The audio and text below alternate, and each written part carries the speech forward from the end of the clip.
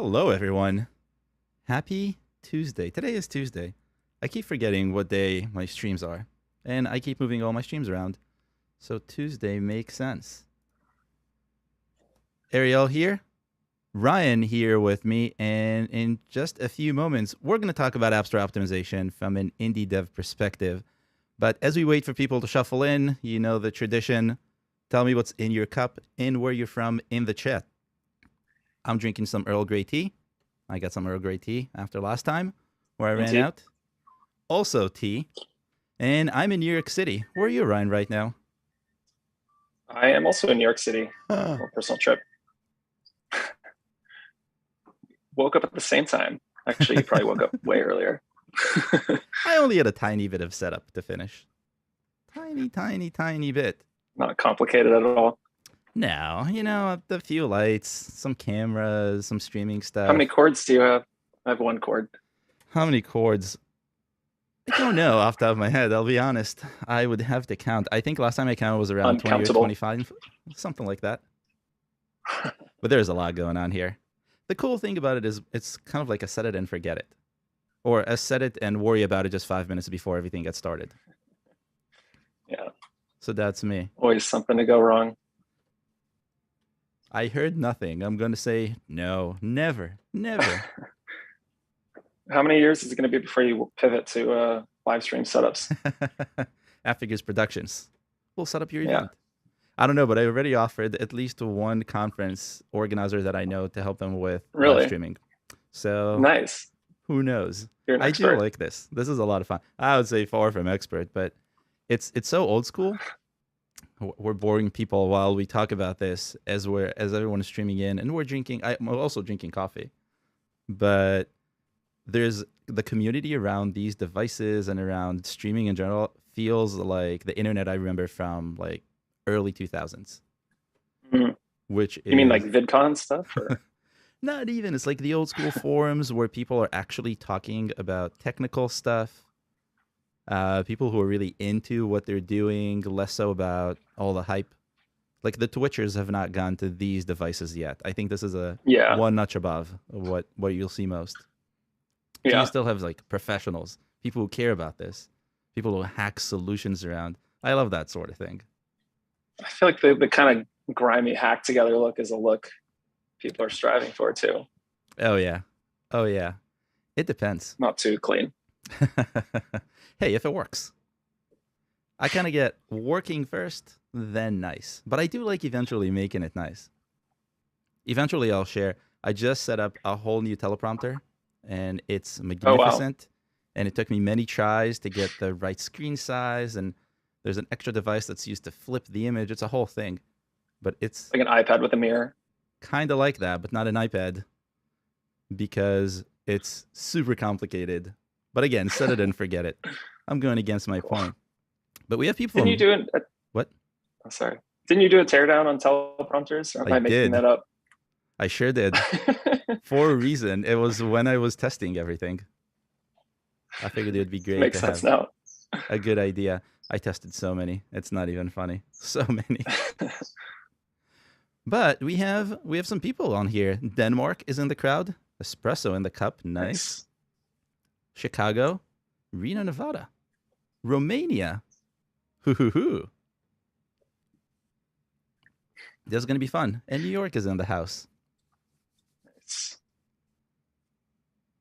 I think we have a pretty interesting topic today. It's a topic that doesn't get really talked about in big circles. I've talked about it in small circles with little indie groups, but never really on a stage like this.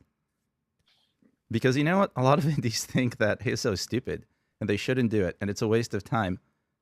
And someone that I know told me this for many years. Is that me? That is you. Sorry. Too honest. No, I think that actually it does make sense. It is kind of a black box. No pun intended. Pun somewhat intended. It is kind of a black box when you think about it because, one, it doesn't make any sense. 2, it's all nuanced. 3, if you don't see results after 1 or 2 tries, you're like, I don't know how to do this. And so hopefully today we'll talk about how to not do all those things and do it right and then do see results. and what to expect.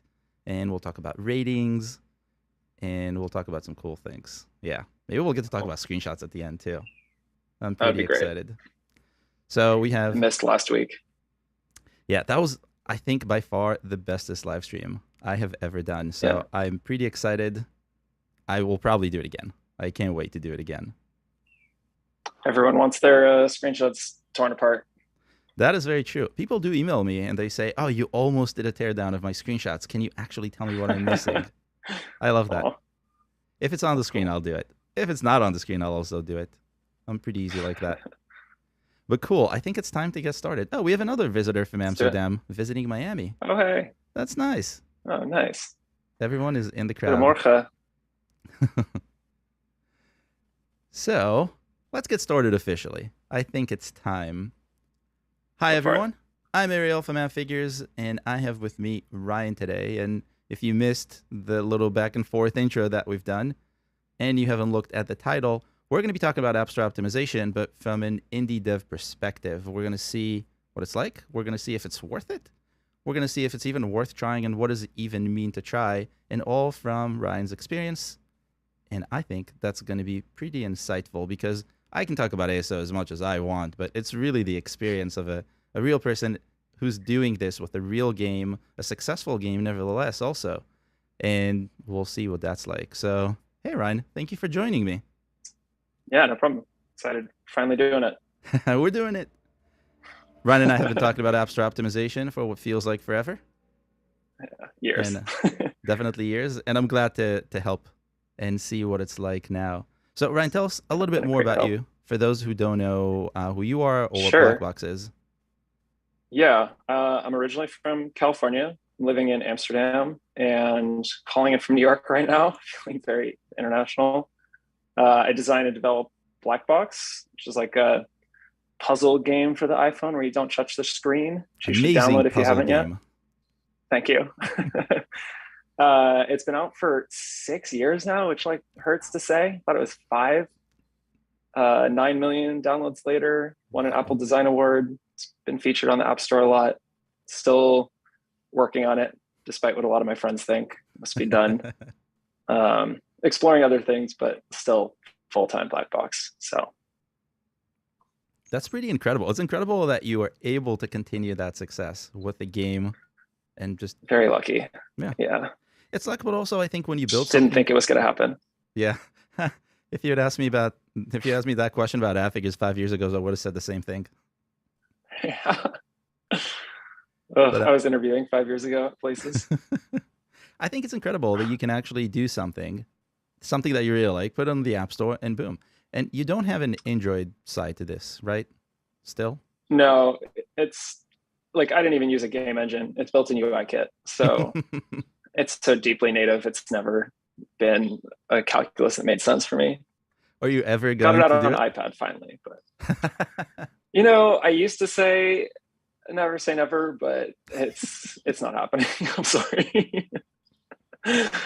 It's just too complicated. Yeah, I can imagine. Syncing and the minimum feature set of what I can do between devices, and just I don't want to grow the team being me. Yeah. So it's difficult. Yeah. Which I like my simple thing. That actually makes sense. But that is a great lead in to why you need to think about how to make Blackbox appear to more people. How can more people find the Blackbox? Because that's your flagship game. That's the one, that's the focus. And somehow App Store optimization came up. Yeah. So yeah, I think one thing that's maybe interesting for people to know is like when it came out, it got featured by Apple very minorly in a surprising way. And it was it did super well the way you can do on a launch day with a little bit of like press and stuff. And I thought I would be like buying a yacht shortly. And then quickly saw that dip and realized like, it's this ongoing thing. And also just that like, it's not just players that are already playing. It's like the new people that are coming in every single day are kind of the lifeblood. And I've been really lucky to have like a big like laser of people from Apple featuring and search and word of mouth and stuff like that, but just realizing how important the crazy amounts of new people that find it every day are to its success. So I think that's part of realizing the importance of ASO. That makes a ton of sense. And you've been resistant to ASO for a long time. I think Yeah, that's for safe sure. to say. Why? And you're not the I only don't one, know, so I'm like, not putting you on here, but in general, I think that's the yeah, same sentiment that a lot of developers that I talk to echo. But yeah. back to you. I think it's the same way indies have a lot of trouble with like marketing in general, which I do too. And I try to find like a more do it on my terms, like use my voice and like represent the game in authentic ways and stuff like that. But a lot of us find like a lot of indies just want to like do their thing and make their nice app and hope that it just like people will find it and don't realize the reality of just like how many thousands of apps are added every day. And it's sad seeing a lot of people have like really good stuff and no one's finding it, and then people kind of blame themselves, just don't realize like this is just kind of a bit of table stakes. Yeah. So I think we're like allergic to marketing. But then like ASO gets associated with SEO, which like, sorry, like I still find kind of a dirty sport also. It's just like competing to rank on these slots by doing often kind of sketchy things, but like you just can't have every single website show up in the top 10 results. Exactly. We don't have the best search engines in the world. So there are things that need to be done. And unfortunately, like the algorithm is not run by a person. So like you can be shooting yourself in the foot just by like not knowing how it works. I think we'd like to think that the algorithm works better than it does. It doesn't. It's not TikTok yet. If only the App Store search engine was more like TikTok, then we wouldn't have to think too hard, maybe. But that would be pretty still got to insane. think about it. Maybe one day I'll do a comparison of TikTok algorithm versus App Store algorithm versus Google Store algorithm, Play Store. That would be awesome. Yeah. But I mean, yeah, I think it just feels like having to like fudge stuff a little more than like you should just make your like good thing and it should just work. Yeah, it just work. But like it's just not how it works. And also like you don't realize how you're misrepresenting yourself often. It doesn't have to be, as we've seen, and maybe I think we'll talk about, it doesn't have to be like setting yourself up to show up for things that don't represent you. It's just like helping people understand what you do. Exactly. So, yeah. Well, I think you kind of touched on everything. The aversion to marketing, the my game or my app will sell itself. The I don't really know how to talk about like my app or game, or I don't really know what to do with keywords. All those things are things that I hear super often. And there's actually a teardown that I did for this day, because today is Tuesday, that is specifically talking about keywords and how to use them and showing examples, which I think some people are going to get later in the day, depends on where you are in the world.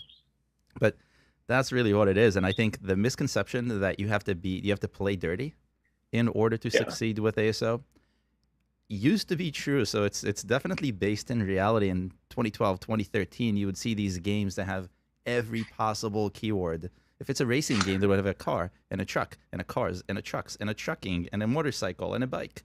And the name, I think, was allowed to be 250 characters back in those days. So why wouldn't you? That was dirty, very dirty, more like SEO. But then 2015 rolled around, like everything changed, and Apple tried to take the algorithm is not human, so it doesn't know your app, but it's going to do its best to try and figure you out. Then 2022 rolled around, and they have been releasing a ton of tiny little nuanced updates that I have been trying to point out as much as I can, but there's just so many. So how you promote your in-app purchases, how you name your in-app purchases is something I'm looking at right now. And all these things kind of work towards they should figure out my app so I don't have to put truck and bike and motorcycle in my title, in my name. Yeah. But one of the things that is so important for ASO is ratings, because that shows to Apple, in this case, that someone cares about your game. And we talked about ratings extensively over the last few months, and you made a few changes that changed your ratings, altered the course of your ratings. Can you talk a little bit more about that? Tell us, share with us. Sure. Yeah, I think I knew early on, like when Blackbox was released 2016, like ratings were important just from people reading them when they were going to download it out. I've watched a lot of people pull it up and be like, "Oh, whoa, like 18,000 ratings or whatever." That sticks out to people. They do look to that. So like originally, I had a prompt that would kind of ask you if you wanted to rate the game or if you found it at a specific point. I did the like send them to the App Store type thing. But then when Apple changed everything in 2016 or 17 to have the native prompts and require that, I switched. I basically just like dropped that into my code more or less, and tried to be really, really cautious of when to prompt and ask for that. And saw like a drop in the number of ratings I got. Figured it was just that's like the new reality of things. But yeah, like sadly did not think about it or touch it for years. Figured like Blackbox gets 30 to 40 new ratings a day. That's like nothing to sneeze at until I started looking on like Appfigures and seeing how much other apps are getting per day. Because you just don't look at that. Yeah, and then we were talking, I don't remember exactly what like set off this epiphany, but just realizing that like every app is using this API now, and Apple really like, I don't remember a day that I've been on my phone and I've seen a review prompt like more than twice. So knowing that there are many times you are asking and you don't know if the person's been on their phone for 6 hours already that day and they've already seen one and yours is going to get like ignored. So realizing that it's more like marking moments to ask than like actually asking. So I like tuned my like basic logic basically to, I don't even want to say it's not ask more aggressively, but just like mark more moments as like good moments for ratings. And it was just like, you saw the graph, just like ridiculous. I think I've gone from 30 a day to about 80 a day. So it's pretty great. I could probably open that more, and the average rating didn't drop at all. So it's not like I'm taking that to mean that I am not annoying people. Yeah, and I wouldn't have thought to care about that because like getting that many, a few dozen ratings a day was already super great, and it already looks great on the App Store, except for like the 2 pixels I'm missing on the edge of the star for being 4.8. If you look really close. I saw the but tweets. then learned how much it matters to ranking now. So then it was like, oh, new important thing to mess with. It's actually incredible. So a lot of App Store optimization, people think that App Store optimization relies on downloads and like, how can I compete with the bigger games? But then you look at something like our keyword inspector, which puts results, download estimates, and ratings side by side, and you realize downloads don't really do it. Downloads are a way to get more ratings, and more ratings are really the proxy for the algorithm. So more downloads could be better. And if you read my teardowns, you know that it's not always better because some people don't ask.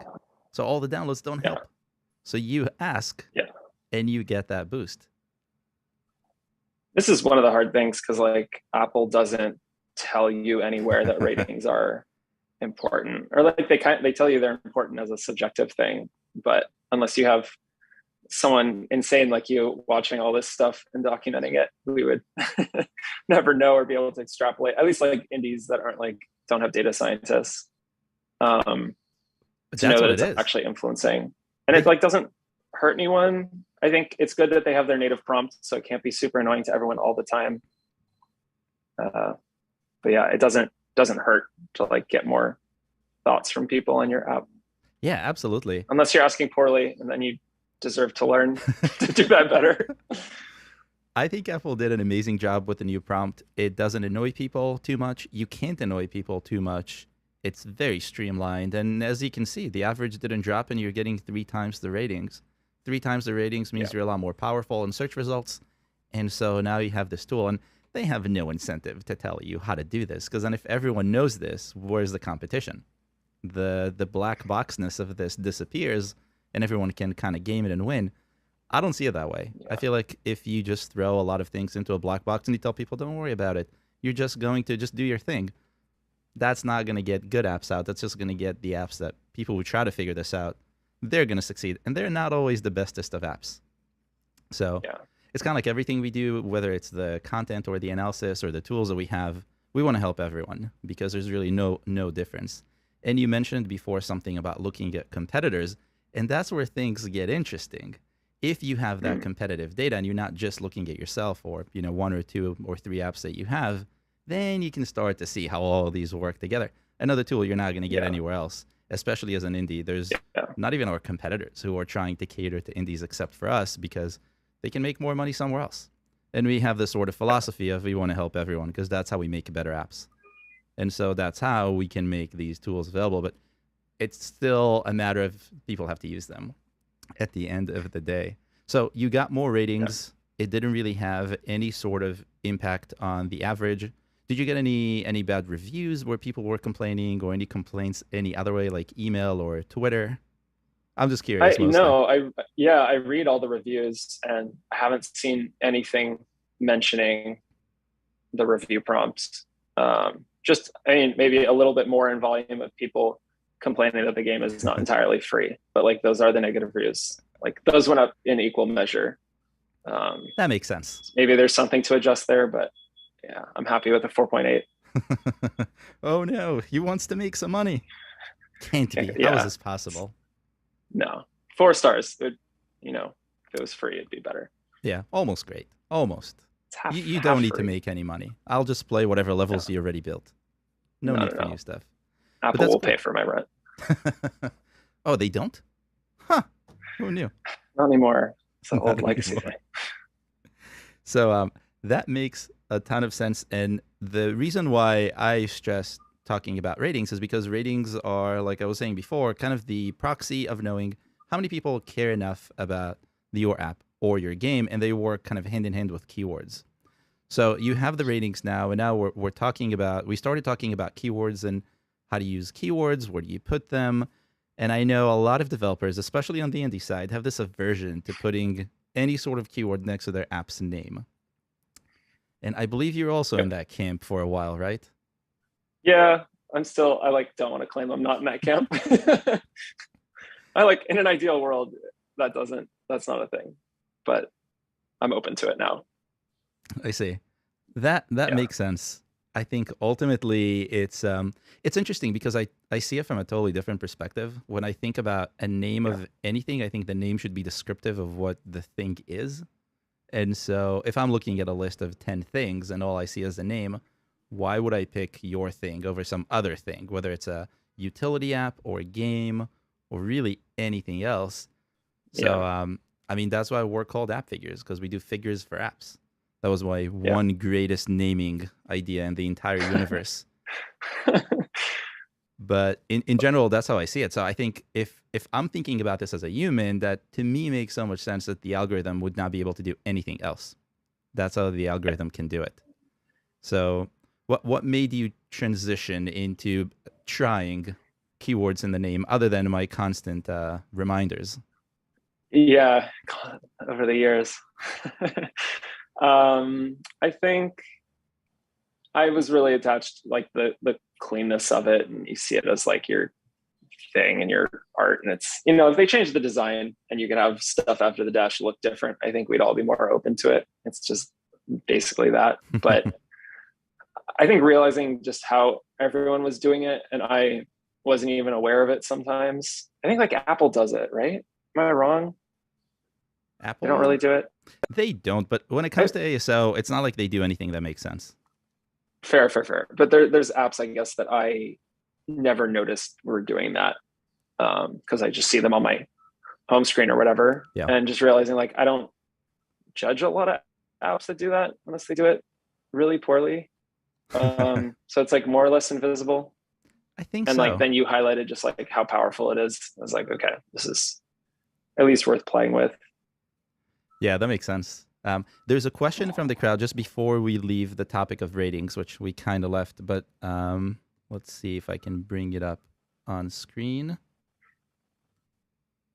I can bring it up on screen. So Kevin is asking, so does Ryan use the native review prompt or did he create his own prompt? Valid question.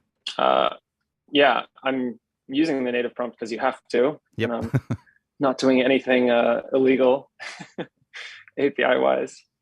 Yeah, it's the native prompt. I do still have kind of a vestige of the old thing. There's still like a star icon in the app that you can tap. And now that just asks you if you would like to like read other people's stories about Blackbox or write your own. And if you tap write your own, that does send you to the App Store to write a review. And I think that's also recorded as a signal of like, this is probably someone who's likely to leave a rating to prompt too, but not quite like that. Interesting. Yeah. That makes sense. I think there's this misconception that you can have your own native prompt, and I think most apps will get rejected for this unless they hide it extremely well at this point. Yeah, you can't do that. They definitely look for it. So it's it's the native prompt that pops up at the right time. And then there's also the option to go to the App Store to write a review, which I think that's still valid. You're still allowed to send that, but it's like through user action. Yeah, tell me if that's not true. I think that's true. That's way too much friction. And I don't think that's going to be an easy win in any case, unless you for some reason really want it. There are interesting strategies that I've seen around trying to incentivize users to leave a review, which is something you're also not allowed to do technically. But I used to do that, and I got in trouble or stuff. Yeah, Apple's really years and years ago. But I heard this really interesting trick from, I forgot who, but at some ASO conference that I was over the last few years, there was an app, and I think I put that in a teardown at some point or in a guide even, that is kind of reverse incentivizing. So they say, do you like this game? And when you say yes, they ask you for a rating. And after you leave a rating, they give you something. Or no, actually the reverse. They give you something. They say, do you like the game? Oh, yeah. Give you some coins or whatever. And they're like, oh, do you also want to leave a rating? And if you say, you're more likely to say yes at that point because you just got a whole bunch of coins and you're like, yes. So it's pretty interesting. And that's allowed, apparently, because that's not incentivizing. I forgot about that. Yeah, that's worth trying. Put it on the list of things to do. I wonder if that's actually going to change that 80 to even more. If you just give people a little bit more. If they'll even put one and one together. But, okay. So back to keywords. So we were talking about keywords in the name and how you got to think about them. And the way the keywords work in general is you have name, you have the subtitle, you have the keyword list, and they kind of all play together. So you have a lot of flexibility if you think about it. And that's something I think a lot of people don't think about especially when they put together their keyword list. They can end up with, oh, it's that one text box that feels too small for 100 characters on App Store Connect. Apple gives you no instructions for what to put in it. I've seen so many incorrect ways to use that text box. I even wrote a guide about it, and we actually have a tool coming out to fix that. And so that's going to be pretty easy. But how did you approach that in the beginning, before we even started talking the keyword list? Yeah, I think like anyone, I just try to think of things that were relevant, things that were similar to the app. I probably put a lot of things in there that were in the title and subtitle, or I think I even put, black and box, worried about people searching black box with a space between it and stuff like that. Games, puzzles, thinking. All the good things. I think you run out of space and you try loading stuff in, but yeah, ultimately don't really know how important it is. Yeah, that's one of those things I would love for that little tooltip, that little question mark that App Store Connect has, to at least have a little bit more, like a tiny bit more. Yeah. Don't keep us in the dark all the way. But that hasn't happened yet. I asked for it. It's not happening. We'll see. Yeah. But then fast forward a little bit, and we started talking seriously about ASO. We started looking into things. And how was that process in the beginning? Was it still magical? Like, is Ariel just saying things that make no sense and clicking some random buttons and trying some different things? Or what was it like from your perspective? Yeah, I think there's like a lot of, I've tried to briefly look into it before. Like, you read a couple Medium articles or some content article or whatever on some ASO thing, and like you check off those basics and make sure you're like not repeating words or don't have spaces in your keyword list, but there's like not a lot of guidance there, and every app is so different. I think I didn't think about it much until like your whole recent series of articles in the last year or so. How long has it been going on? A year? A A little while, longer? a couple of years, I want to Yeah, say. a couple of years. I, Okay. I feel I like they've really did hit like guides a in the beginning. cadence Yeah, and stride though. Yeah, in they've about the gotten last really year. good. Thank you. Yeah, for sure. And just seeing how like the strategies that you were picking up reverse engineering through search. Like, I think if you don't know, you just think it's this like scatter shot that like makes you show up for those keywords for the people that decide to put them in there because you only have 100, so you can't rank on everything. But understanding like how it gets recombined or how certain words are ignored, that got me thinking like I should revisit it and rethink about it. And also, but all the stuff about like how it combines with words in the title and the subtitle, and also just realizing some of those keywords were like not doing anything can be a little hard if you delete all those and delete all the repeats, and then you have like now you have 50 out of 100 characters. Now it feels like I'm just stuffing the list with like random garbage, Yeah. unless you kind of know what to look for. So I think just like seeing you explain how the keywords have impact, because otherwise most articles aren't really talking about that. Apple's definitely not talking about it. But like seeing that there's actually a connection between like what you put there and how you're ranking for these like organic sort of search hits got me to care about it. Interesting. Curiosity. Yeah. Yeah. But I think seeing like a direct connection, I think that's making it also not a black box. what Yeah. made the series of articles become more I think got to where it is today, where so many people know about this. It's the keyword teardowns, because that's what I really aim to do, to make that connection between what's happening on the App Store and what's really happening under the hood, which is a lot of And yours are interesting analysis. there's less speculation, and it's like I don't know if it's just the way you're speaking. I think you do know some of these things, but you're like, this is here and this is here, so that's why this is ranked for or whatever. And it's like, okay, If he there's says so. actually mechanic here. Yeah, we trust you. It's interesting because I came to You're it from ASO Messiah.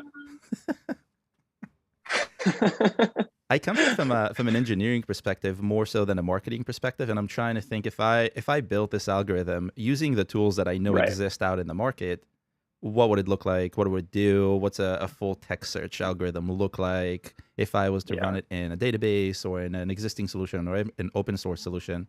I love all that stuff, so I always try to think, okay, so these words make no sense. And I actually found a bug with the App Store. I don't know if you got to see that article, but if you have exactly 30 characters in your name and you use some sort of an ASCII character that isn't a regular character, it pushes your description and the App Store trims it, but it still shows it. It's this weird thing. It's hilarious if you ask me. And I can't wait for Apple to fix it, but I don't think that's happening. So it's like these it's a good little mark things. of understanding how it works. Oh, it took a while to figure out. And I actually sat on that for about 6 months just because I wanted to verify that's happening, and I wanted to find enough keywords where I can prove. So if anyone emails me and goes, you're just saying things, go, no. Sometimes I say things, but here I'm serious. Here I know. Sitting on a bug bounty. That actually happens all the time. When I put something that's a little bit controversial, I will get a ton of emails from people saying, how do you know this? You can't be serious. Like, well, I have at least 4 keywords that do this that I can send you right now and probably 100 more later. So it's always so I think is like that. Another good thing to see is like this human side, like a lot of respect to people that work on the App Store and stuff, but like they're fallible and there's mistakes and there's like things that can work against you. Of and course. You need to know about them. That's why I would love to have more visibility into it from directly from Apple, but they have no incentive because, again, if they tell you what to do, it makes sense. The scammers are going to figure it out, and then they're going to do much, much, much worse. So it's always this weird balance, but the more insight I think you have into it, and the more you start to see the pattern, that's the more you do it. But that also leads me to another interesting point and that is that it's not a set it and forget it kind of thing, because the algorithm changes, competitors do whatever they want to do, whether it's good or bad. Yeah. And you always have to kind of figure out what works for me. So you stuff your keywords maybe, or you feel like you're stuffing your keyword list, but really everything that you do in that keyword list is an experiment. At the end of the day, you put something in there, if it works, great. If it doesn't work, not great. And it doesn't have to work even if you get ranked, because as we were saying kind of early in the beginning, you don't have to do anything that isn't in line with your app or game. So you have a puzzle game, you should not be aiming for, I don't know, something else game. Can't think of anything at the moment, but hopefully the idea makes sense. So jigsaw puzzle or whatever. Yeah, exactly. So everything is really the way I see it as an experiment. You change a keyword, you're experimenting. And that's kind of the key to all this. You don't have to experiment every day. And as we've talked in the past, every experiment you get results from, even if they're not necessarily the positive, great, amazing results that you wanted immediately, there's a learning in everything. And that's what you've been doing over the last few months. How's that been working out? You changed the name once or twice? We've done it twice. The name, the subtitle, the keywords. I think we tried to keep it kind of to that. The screenshots didn't change. I think the rating change was one of those, or it was a separate update. Yeah. It's hard. I think like you are helping me see this, but it's difficult on your own looking at the results. Like especially when you're looking at keywords you already ranked pretty well on, and you're kind of moving around like 2 or 3. That just kind of looks like noise. Or if you move in one from 60 to 40, it's hard to tell, is that if that's going farther or what. It's hard to read. So like, I think I didn't see a lot of what I was hoping from that immediately, but you were seeing things that were meaningful. Yeah. So kind of learning to see that, I think, is important. So it wasn't like there was a download spike. Yeah. Well, that's the thing. But also hard to tell what's going on with the market right now, the App Store with your index and stuff. I don't know if I'm like counteracting a trend. Yeah, there's definitely a lot going on. And if you think about it, the market is one trend, competitors are another trend, and you're in a really competitive market. Games are always substantially more competitive than anything else that you see on the App Store.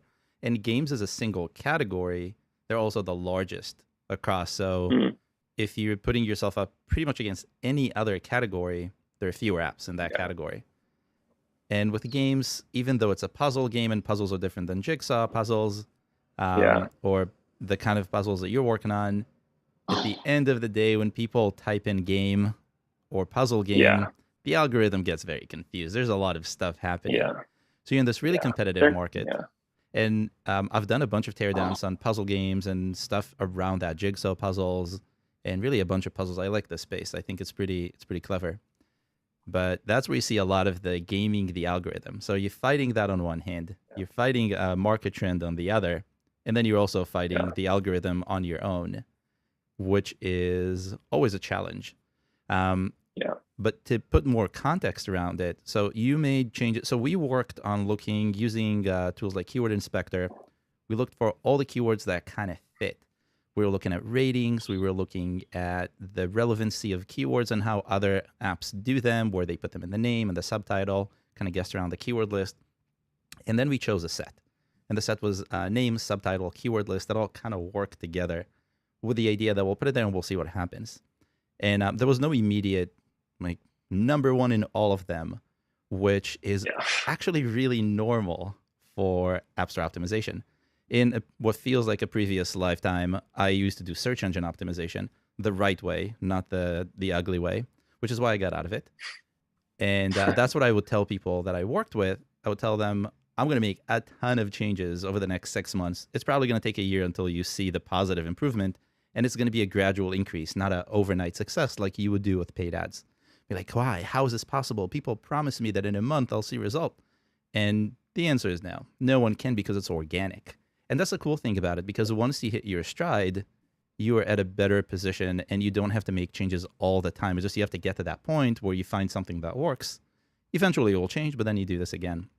So as step one, it's always important to try and figure out every little detail about what you changed, because you know what we changed, you know what we were hoping for, and then look at everything that changed due to it. So if a keyword that you used to rank highly on went down substantially, why?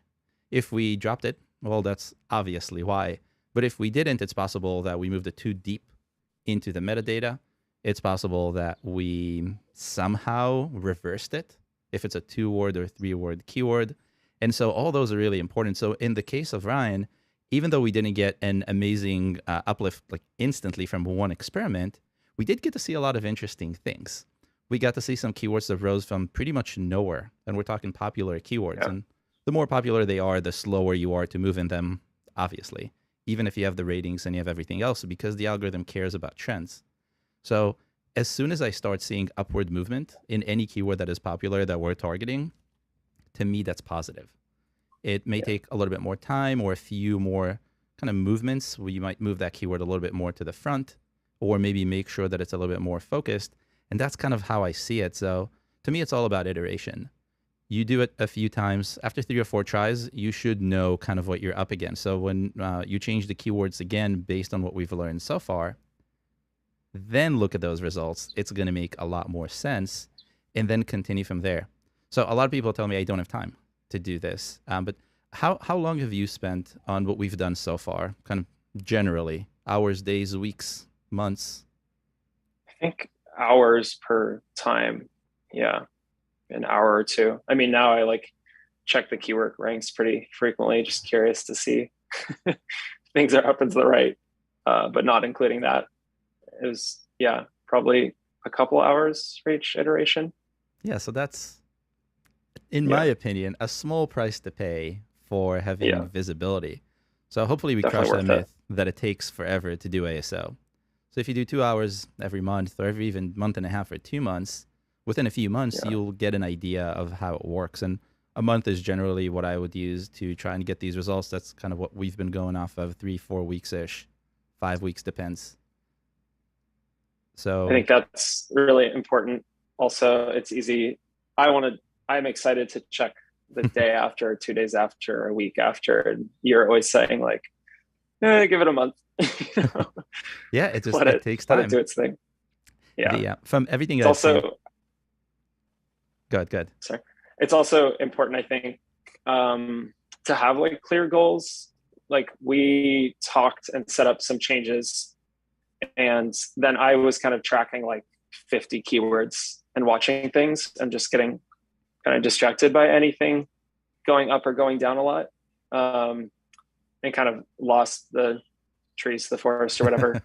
And you pointed out like, no, the like one thing that we were watching is like actually doing well. And I kind of forgot that was like the main goal of that experiment.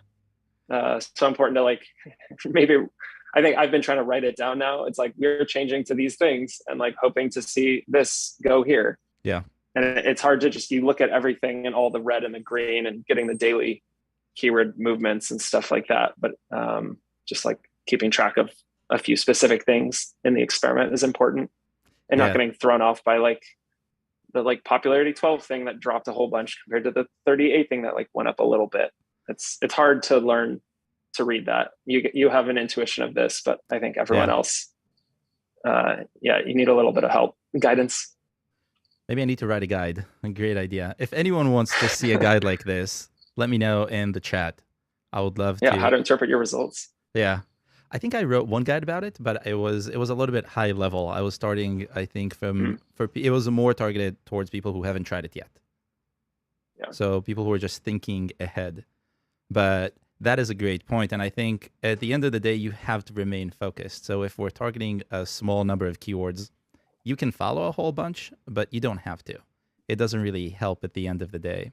What I do is I just keep in mind if I do multiple keywords, so multiple words in a keyword, I'll do just one word and I'll run that as a search and sort it by popularity. So if we're doing puzzle games, I'll do puzzle in my keyword performance report, sort it by popularity, descending, and then that's all I really care about, because I want puzzle games and everything else. Those will kind of fall in. That's how I managed to find the that one keyword that we looked at that went up, and I think it went up more than just a little bit. So puzzle games, I think it went up. We're almost in the top 10 now, or something along those lines. Maybe in the top 10. I do not remember. I think so. 11 or something. Yeah, getting close. So Yeah. let's take that for example. What that means to me is if we took a keyword that is fairly popular, has a bunch of competition, the competition is busy. If we manage to, with the one set of changes, go up in that keyword, it means that the algorithm likes us for that keyword, which is a great sign. So what I would do from there is try to figure out how do we put more focus on that keyword and that set of keywords. So what works with puzzle games, kind of focus on that a little bit more, find more relevant keywords. So don't try to target something completely different, but instead zoom in on that a little bit. And that's what we're going to do in the future, because I think that makes the most sense. And then the more keywords you rank in that are similar or in the same vicinity kind of relevancy really helps the algorithm eventually lift you up. And that's how we do this. Yeah. So also seeing that there was no negative impact was something I forgot to look for that you pointed out. Didn't make anything go down. Yeah, that's good. And that's page views, if I remember correctly.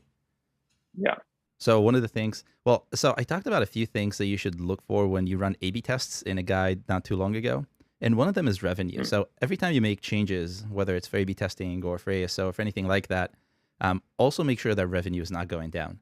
Revenue can obviously go down for a variety of reasons that have nothing to do with keyword changes. And some people would say, look at downloads. But ultimately, as we said in the beginning, you can be really successful with ASO and target the wrong keyword.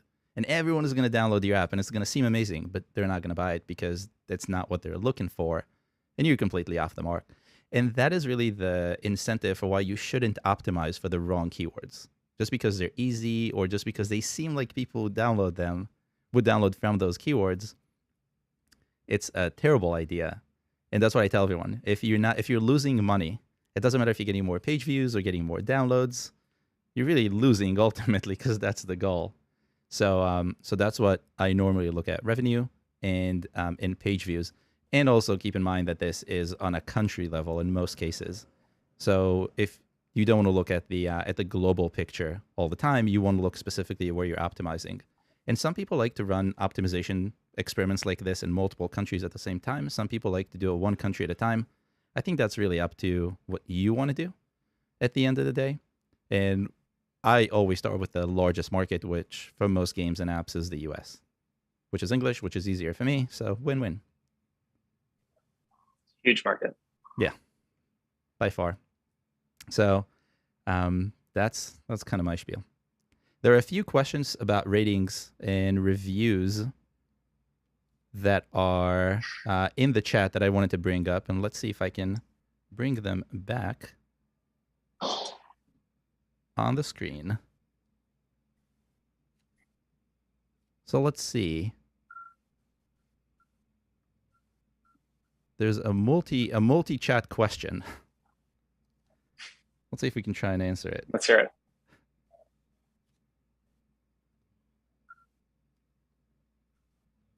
And the question is, 1 out of 2. We are an IoT-based app business. Our competitors offer a different app for different IoT products. What should be the best way to let user download the right app for the right products? Let's go to version 2, the continuation of this. Part 2 of 2. We have put app QR code on the packaging. Catchy keyword, but still user download wrong app and end up with negative ratings. Very clever use of a minus with a V and an E. I've never seen that before. So that is a very interesting question. Physical products and ASO traditionally have not really worked hand in hand. And it's one of those things where people tell me, oh, I have a physical product, I don't need to do ASO. And that is not at all true, as this question suggests.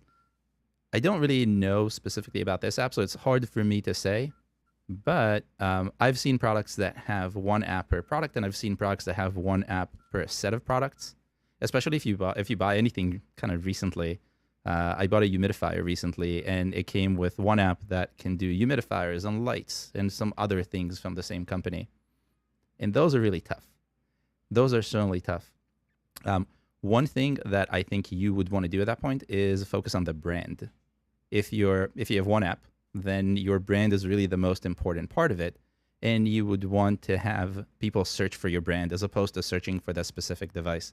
Kind of challenging, I know, and I'm pretty sure it's not going to be an easy task overall, but again, consistent iterations. And if you have products out there, you're probably getting those page views. You can make sure that you rank for everything that has to do with your brand. Just focus on that. Hit it really hard, experiment once a month until you get to a point where people are finding you for your own names. Then you can figure out if people are looking for the product name or something that's kind of generic around the product name. And this way you can either update your packaging to focus more on the brand or more on the name. And that's how I would tackle this. Hopefully that makes sense. Any thoughts, Ren? From a design perspective, if you can't make them one app, perhaps it's possible to make it so that both apps can detect that the wrong device is present and redirect people to the right thing. Like, it shouldn't be on people to find the right app. It should help figure it out for them and tell them. I like that idea. I was thinking other apps as in competitor apps, but if you're thinking multiple apps from the same family of apps. I thought it was, yeah. Interesting. Yeah, that is a wonderful idea. I think that ultimately how you, once the ball's in your court, it should really be easy for you to figure this out. You as a developer, that is. Oh, that's a great idea to have people kind of bounce it back and forth. Okay, we have a question about reviews. What is the right time, in quotes, to display the review? Did you A/B test this? Did you do A/B testing on this? I did not. I think it's important to remember for every app, it's super different. So for Blackbox, there's like 81 levels. And the only time that you can possibly get prompted is after you complete a level and return to like the home screen, basically. So I think if you have a utility app, basically, like, I would never ask it after anything that's not like a direct user action, unless it's this case where like something was completed and you're waiting for like to leave the interrupting moment. So when to close that view, know they're in an idle state. I didn't test it a lot beyond that. It would be frequency, how far into the game, things like that. I should test it, but it's hard I can't do A/B testing. I would just have to like flag it on for everyone for a week and see what happens, which I should do probably beginning of the game and see where it starts to get a little more negative. But yeah, what would you say, Ariel? It's a tough one to A/B test because the native prompt doesn't really give you all that many opportunities. So if you want to bring it up 10 times, 5 times with version A, 5 times with version B, or something along those lines, the odds of that happening are, one, kind of slim, and two, unpredictable. So you would have to do something where you turn it on for everyone for a week, maybe 2 weeks, depends on how many people your app sees, turn it off, then turn on a different set, and see if that gave you a little bit more of an oomph, which is the only way to do this. I don't know if it's, to be honest, if going from like not having any sort of optimization around ratings and barely asking to maybe asking, just go for it. It doesn't really matter what you do. You'll probably get more ratings almost instantly. And again, important to remember, it's not asking. You're presenting an opportunity to like maybe let the system ask. I think that mindset shift is really helpful. Yeah. And something else anecdotally that I heard when I tweeted about this is that your first request almost always goes through. That kind of makes sense. So like worth keeping in mind. I do also track a few other things, like the last time I requested, and I make sure I don't do that more than every, like, I think 3 days now. I think it already, Apple's side doesn't do it more than once per version, but you can record that also. Just thinking about those things, think about the ones that you hate. Don't do that. I think that's really what it's all about, because ultimately you're not really asking for, you're not forcing anyone, you're not doing anything shady. You're just saying, hey, do you like my game? It's kind of like when I say, hey, do you like this video? Give it a thumbs up. I'll give you a moment. Yeah. We're waiting. I'm actually asking. But it's kind of the same thing, because it doesn't really take away anything. The way Apple did it is it's super native. It doesn't take you out of the app or out of the game. It doesn't interrupt as it used to. Yeah. And it really gives you the ability to say, well, people like my game. And it gives me the ability to say, people like this video. So it's kind of the same. And I used to be very much against this on YouTube way back in the day. People would ask for a like. You're like, why? Why? And then I realized that all the algorithms kind of do the same thing. They need a proxy for engagement. And you would think that usage is that proxy, but it isn't. It's really those ratings, Yeah. especially on the App Store. So you're not really asking for Yeah. anything too bad. You're just asking for, you like this? Do you want to see me continue to update it? Just hit that one button. It's not the end of the world. Yeah. And there's actually a follow-up question that I wanted to bring up, and that is not the follow-up question that I brought up. This is the follow-up question that I wanted to bring up. Kevin is asking, when would be a good time to ask for a review in a kid's app? I want to catch the parent review, not the kids, who tend to leave a 1 star. That is a great question. Yeah. I would not think of this. How do you approach something like this if you had to go creative? I don't know. It depends, I guess. I haven't made a kids app, so I don't know if there's like a setup that requires parents. Like, is that I would imagine it's kind of a one-time thing for parents to look at. So that's difficult. You need an opportunity that the parent is looking at it.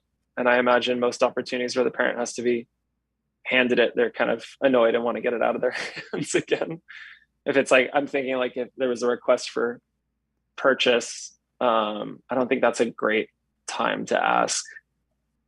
Not That's really. really difficult. It depends kind of when it goes to the parent, I guess. And maybe if you had some sort of like your child's progress, or there's like a way to see that they're enjoying it. Oh, that's a good point. Like a And scorecard or a if it's report or going something. well, yeah, it's hard to know without knowing the app. Have you Yeah. seen anything like this? Kids game. I always get questions about kids games because they're just so the challenge of who do you target to begin with, whether it's paid apps or paid ads, I mean, or ASO or anything like that. And then what do you do after? How do you do the screenshots?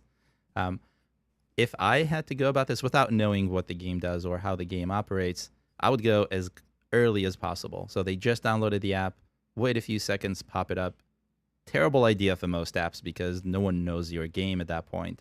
But I'm thinking if it's a parent, they already downloaded the game, they're going to hand it over to a kid, get them while we still have their face looking at the screen, and kind of move on. Maybe, again, depends on the game. You can even explain what the game will require from the kid and kind of start with that. So you'll say, I'm going to ask you for a rating, but then I'm never going to talk to the kid again. The kid will just get to enjoy this game uninterrupted. It's kind of an analog to that incentive we had in the beginning, what we talked about before, where you give them a little bit of coins or credits or whatever, and then you say, but do you like this game? So you can maybe do something along those lines. That would be just an idea. And yeah, and somehow we ran out of time. I didn't realize. So I'm going to say this was probably our last question. If there's anything else, Ryan, that you want to add before we wrap this up? I like being on time on these. Yeah, just happy to. There's a lot I've learned as an indie, and I hate to see other people making great stuff and not being able to succeed how they want with it. So I'm happy to share anything. Yeah, please tweet or DM me at Warpling, WARPLING. And I'll make sure we have a link to that in the description for later, so you can click that. You can also find me on Twitter. I feel the same way. I'd love to talk ASO. Well, so I think we come at it from two different viewpoints. I look at it from a big market. Here's what I know will work, and you're like actually doing it, which is, I think, very different. I also actually do it for a bunch of apps, and I do it for our own app. So it's, again, I'm still in the trenches, but I think the more, the better, the more insight into this. So I'll drop some links in the description for the content that we talked about, those keyword teardowns, the guides, and Ryan's Twitter. You're pretty active on Twitter, I would say, right? Yeah. Okay. So yeah, find Ryan on Twitter. There's a bunch of good tweets in your feed that I always enjoy reading. And if you haven't already, go download Blackbox. And if you have already, make sure you have it up to date. No hate mail, though, please. You can direct it at me. I'll filter it. Yeah. Thank you. And that's great pretty much. That's pretty much app filtering. Yeah, that's reviews. Reviews are always an interesting thing to look at. And if you're curious about any of the ASO tools that I use to do this, that Ryan's using to do this, there's a link in the description as well. They're going to help you get up and running and kind of do all the stuff we talked about, looking at popularity scores and ratings and downloads and all those good things. So I'll link in the description. And if you haven't already, give this video a like because I'm on YouTube and I have to ask. I can't just say you have to ask for a rating and then not ask for myself. So we're going to wrap it up. If you have any questions that we didn't answer, drop them in the comments to this video. We'll take a look in the comments and I'll make sure to answer any questions that come in. Otherwise, enjoy the rest of your day or night or evening or afternoon, wherever you are. Thank you, Ryan, for joining us. This was great. Yeah, thanks for having me. And hopefully we'll have you again. We'll talk about results later on and what those all look. Great. All righty. Take care, everyone. Cool. I'll see you in just a few weeks for another one of these. More on that later. Ciao.